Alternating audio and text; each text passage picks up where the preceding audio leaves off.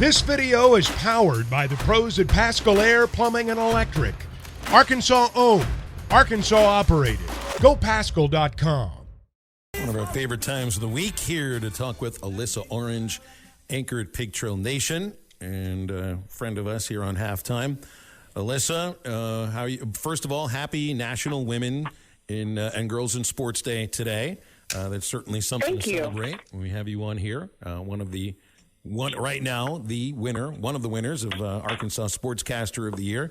Seeing more women win those awards in the last few years. So, is it? Let me just ask a question up front about this. Is it difficult or challenging to be a woman in the world of sports media? It used to be a little more, not so much now. I think there definitely are still challenges that women face, just from a credibility standpoint. But I think that people who are worth their salt understand that women are just as credible and can be just as credible as men in this industry. People who don't, I just don't have time for that. But yeah, I think there's a lot of women before us who kind of paved the way to prove that we deserve to be here just as much as anybody else. Well, Alyssa, we always enjoy having you on the show. Before we get into Arkansas, I do want to ask you maybe a Tom Brady story. What's your favorite Tom Brady moment as, the legend Tom Brady hangs him up? Keep in mind, Dolphins fan here. I'm a Dolphins fan. Maybe did Miami beat Tom Brady? Maybe there's a time. It doesn't have to be a win. Sure, exactly. No, there were many a times the Dolphins. Alyssa, I'm 0-3 versus Tom Brady anyway, so don't. Yeah. So, but I remember when Tom Brady got hurt that one year, and the Dolphins had Ricky Williams and Ronnie Brown in the backfield, and the Wildcat kind of came about, and they beat New England for the first time in a long time. That was a lot of fun. But I will say, I had the pleasure of covering 2 Super Bowls for the company. And they were both in Houston and then Minneapolis. And, of course, that one in Houston was the comeback against the Falcons. Yeah. And then they lost to the Eagles that following year. But the 2 that I got to cover involved Tom Brady and the Patriots, and so that's kind of cool. Very nice. Yeah. My favorite Tom Brady moment is when he retired, and I believed it. Although maybe when he left the Patriots. Yeah, when he left the Pats. Yeah. As a fan of a team in the AFC, it was when he left the Pats, and I knew my team wouldn't have to be fighting him. Then again, I don't know how close Pittsburgh is to making it to an AFC championship game anyway. You just know you're not. I mean, this is an unrivaled career. Whether you like him or don't like him, everybody can at least admit. And I feel it's like the same way about Derek Jeter. You didn't have to like him. You didn't have to be a fan of the Yankees. You just had to admit it's just kind of an unrivaled career, the kind of career that you don't see and you probably don't see again. Yeah, I really do think that at the end of the day, I appreciate him for leaving the Patriots and going to play for the Bucs, only so that I could really, truly appreciate what he was able to accomplish in the career that he had without that Patriots taste in my mouth a little bit at the last 2 years of the career. So it's been fun to watch, and I think I started to kind of like him and who he was, and enjoyed just not being jaded by he's a Patriot, and I just watch him beat my team all the time. He will definitely be the greatest quarterback to ever play the game. Until someone can surpass him, that's going to be tough. I don't think that's going to happen. So we won't see anything like it, I don't think, in our lifetime. There'll be some more talented guys that come out and have better attributes than Brady, but just the winning nature and what he was able. I think 10 Super Bowls, something crazy like that. I just don't know that we'll see that again. Yeah, exactly. It's pretty cool to be able to say that we did see it. All right, so you were inside the Bud last night for Arkansas over A&M. I was watching on television. It sounded like a good crowd. What was the atmosphere like? How many people do you think were in there yesterday? And then we can get to the game. Mm-hmm. Yeah, I got to see the numbers, around 9,000. But how about the students? They said around 3,400 students, the largest students to come to a game under Eric Musselman. And obviously, just like last week against LSU, they kind of let them sit wherever. So that was kind of cool because the students always stand up and they cheer. And then instead of a couple of sections just standing, there were pockets of people standing all over and cheering with students spread out the arena. And that was really cool. But it was loud, and it got kind of loud in there at certain points of the game, especially at that Ricky Council dunk, which I was down shooting at that time. And holy moly, that was awesome. And it got really loud after that. I was going to say spring hasn't sprung yet, but he definitely springy, man. He's got it going on. I love the fact that it couldn't happen to two better guys, the Mitchell twins, getting to start together on their birthday. And I think that's just a testament not only to how good they are, but how they handle themselves and how they go about it, doing things the right way.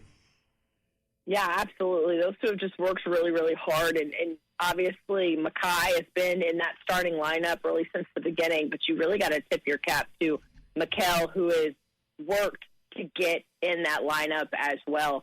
And last night almost had a double-double, 13 rebounds, and I think, 7 blocks last Played night. big, yeah. It was, And Eric Musselman joked, Danielle said, you got to put the Mitchell twins in the starting lineup. It's their birthday.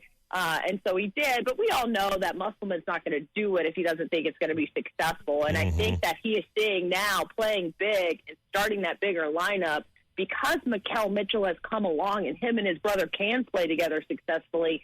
We might see this being that winning formula moving forward. Well, Alyssa, you know how many turnovers that they had combined? We talk about how good they both had 0 turnovers, so I love it as well. Yeah. And then you keep Jordan Walsh. Phil brought this up. When you might have a lineup that starts the game, but the lineup that ends the game, you want Jordan Walsh out there at the 4. And so anything to do to be able to keep him out of foul trouble, you need him out there. In my opinion, you need him out there those last 4 minutes because he's the best. As far as matching up against 4, Jordan Walsh is just as athletic as anybody at that 4 position in the SEC.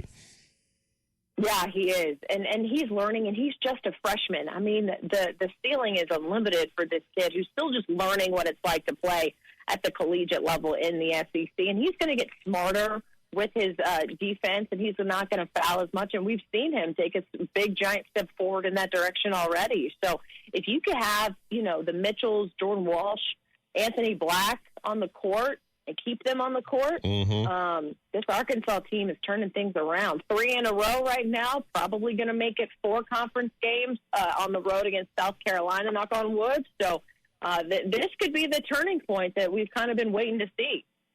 As long as he keeps listening to Danielle as far as who he should put in the starting lineup, either Miss Danielle or his dog, because that's who he basically chalks up the decisions to.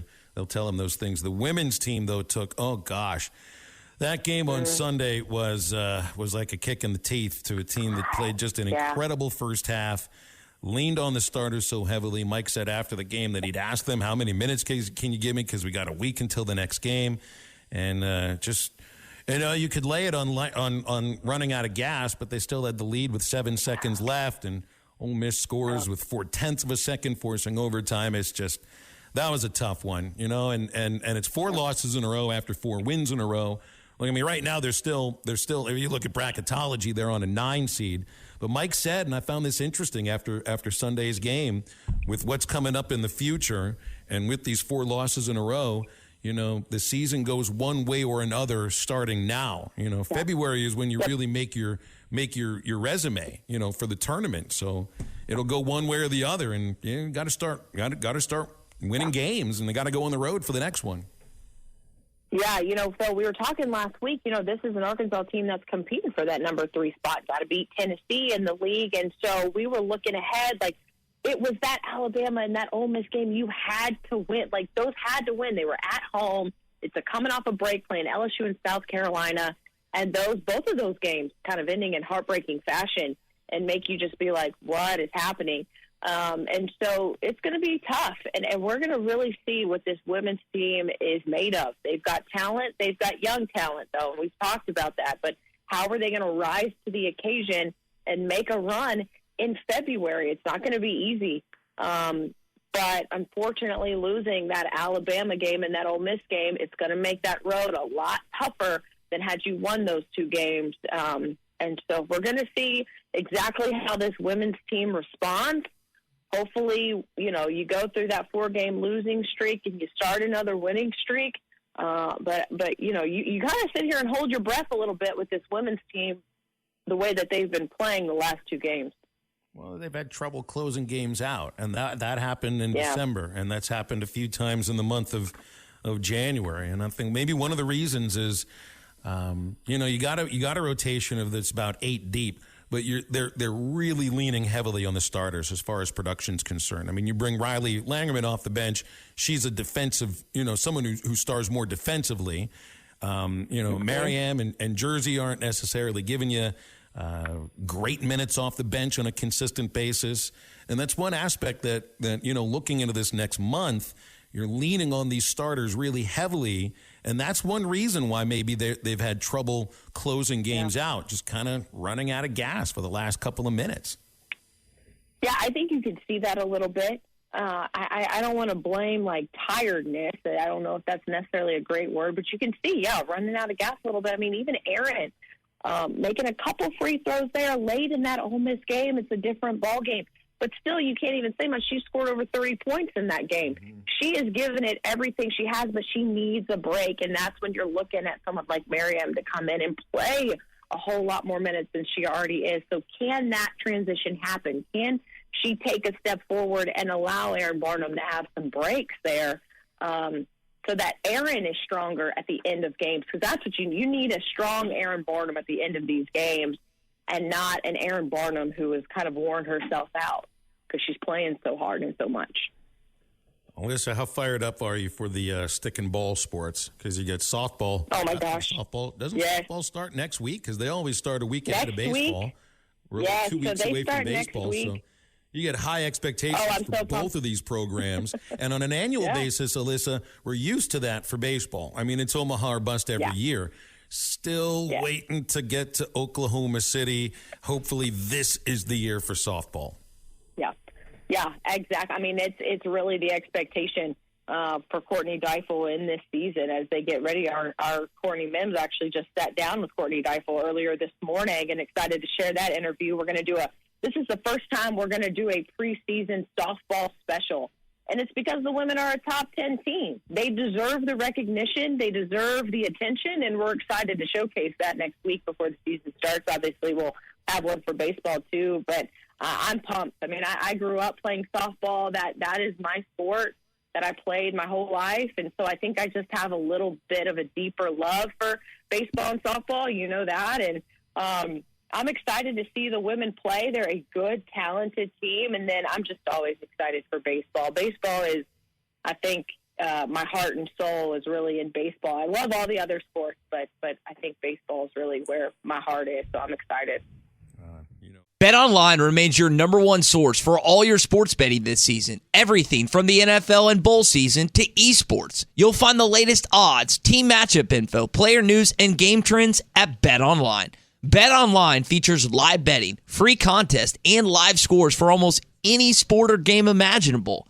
We're the fastest and easiest way to bet on all your favorite leagues and events. Head to betonline.ag to join and receive a 50% welcome bonus on your first deposit. Make sure to use the promo code BELIEVE to receive your rewards. That's BLEAV. BetOnline, where the game starts.